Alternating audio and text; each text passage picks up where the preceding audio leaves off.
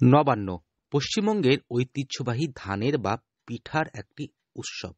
বাংলার কৃষিজীবী সমাজে শস্য উৎপাদনের বিভিন্ন পর্যায়ে যে সকল আচার অনুষ্ঠান ও উৎসব পালিত হয়, নবান্ন তার মধ্যে অন্যতম।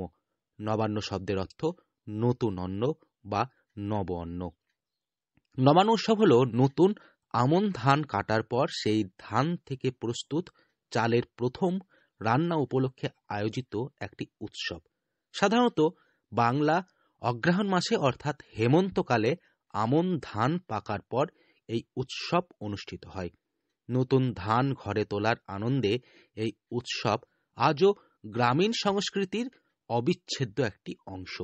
বহু গ্রামে নতুন চাল উঠতেই দেবী লক্ষ্মী বা অন্নপূর্ণার পুজোর আয়োজন হয়, ভোগ নিবেদন হয়, বিভিন্ন রান্নার মধ্য দিয়ে উদযাপিত হয় এই নবান্ন উৎসব। এই উৎসবের মূল বার্তা, দেখুন, আমরা প্রতিটা ওকেশন করি, প্রতিটা অনুষ্ঠান করি, তো তো সেখানে দুর্গাপুজো পড়ে, কালী পুজো পড়ে, লক্ষ্মী পুজো পড়ে, সবগুলোই পড়ে যায়। কিন্তু আমাদের সব থেকে বড় উৎসব যেটা হচ্ছে নবান্ন, নতুন অন্ন, যেটা মা অন্নপূর্ণার পুজো করে প্রতিটা ঘরে ঘরে, বাঙালিদের প্রতিটা ঘরে ঘরে নতুন অন্নের পুজো করে মা অন্নপূর্ণাকে আগমন করে ডাকা। অঘ্রাণ মাসে যেটা হয় নতুন ধান তুলে, তো সেখানে মানে আমাদেরও তো একটা নতুন ভূমিকা রয়েছে, যে আমাদেরও তো ঘরে দেখুন আমরা সবাই খাওয়া দাওয়া করি, যেটা মেন বিষয়। তো মা অন্নপূর্ণা, অন্ন আমরা খাই।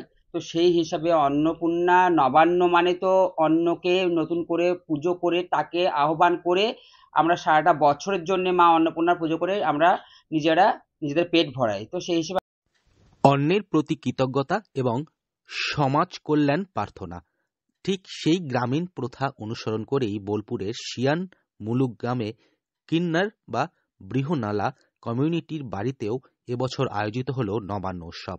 পুজোর ভোগ আরতি সবকিছুই সম্পন্ন হয়েছে যথাযোগ্য নিয়ম ও আন্তরিকতার সঙ্গে।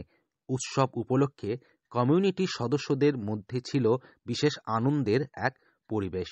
কিন্নাররা জানান, থেকে বড় কথা, আমার যত দাতা যজমান আছে সবার মঙ্গল হোক, আমরা এটাই চাইবো।